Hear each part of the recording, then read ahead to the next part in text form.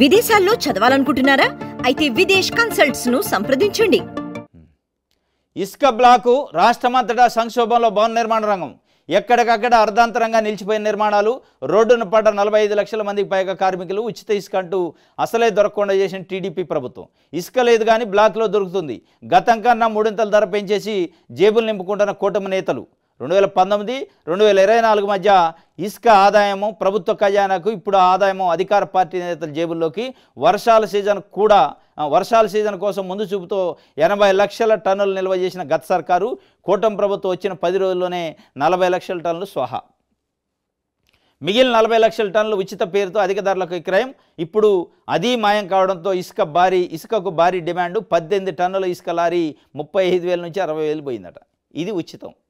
ఇలా ఆంధ్రప్రదేశ్లో నడుతున్న ఉచిత ఇసుక కథ ఏంటంటే, ఉచితమే ఇసుక కానీ దొరకదు.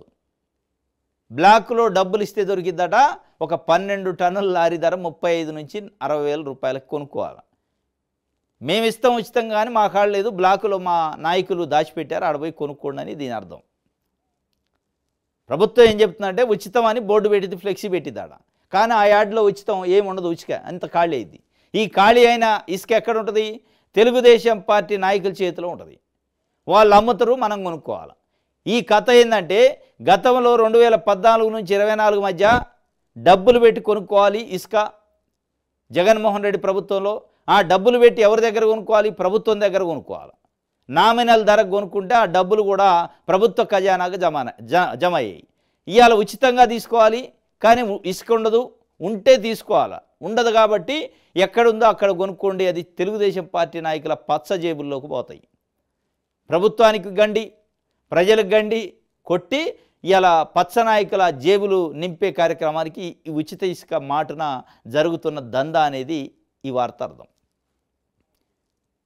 కృత్రిమమైన కొరత, ఆర్టిఫిషియల్ ఇదేదైతే క్రియేట్ చేసి కొరతని వాళ్ళు ఇలా అమ్ముకునే పరిస్థితికి వచ్చింది.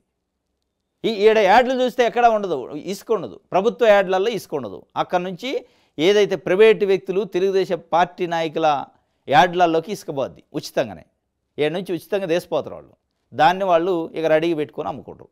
ఇది ఈ ఉచితం పేరుతోని ఒక బ్లాక్ దందాకి తెరలేపారు.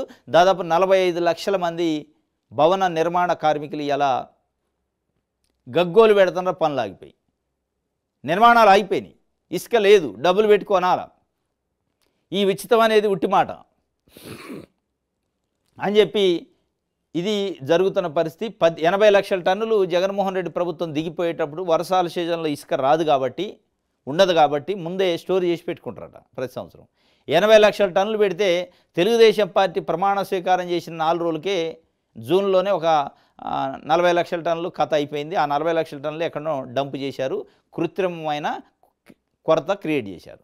దాని తర్వాత మిగిలిన 40 లక్షలు కూడా ఈ మధ్యకాలంలో అయిపోయిందట. ఈ 80 లక్షల టన్నులు ఎక్కడో దాచిపెట్టారు. ఇక దాన్ని అమ్ముకుంటున్న పరిస్థితి. ఇలా 35,000 నుంచి 60,000 ఒక లారీ ధరట. ఇలా కొనుక్కోవాలో ఆ డబ్బులు ఎటుపోతాయంటే ప్రభుత్వానికి రావు, తెలుగుదేశం పార్టీ నాయకుల చేతుల్లో పోతాయి. అందుకే ఈ దివాలా కోరు ఉచితం బదులు డబ్బులు పెట్టి ప్రభుత్వమే డబ్బులు చలాలను తీసేటట్టు పెట్టండి, అయిపోయాయి. ఈ ఎక్కడ లేని కొత్త కొత్త ప్రయోగాలు చేసి, అంటే ప్రయోగం ఏముంది కానీ దీని అర్థం తెలుసు చంద్రబాబు నాయుడు గారికి. మనం పైకి ఉచితం అంటాం, మన నాయకులు బాగుపడాలా, మళ్ళీ ఎలక్షన్లో ఖర్చు పెట్టాలని ఒక పందా తప్ప దీంట్లో ఏం లేదు. తిరగబడే రోజులు వస్తాయి ప్రజలు. ఎందుకంటే కళ్ళకు కనపడుతుంది, అనుభవిస్తున్నారు కదా. పేరుకి ఉచితం చెప్తుంటే డబ్బులు పెట్టి కొనుక్కోవాల్సి వస్తున్నారా నాయన అని.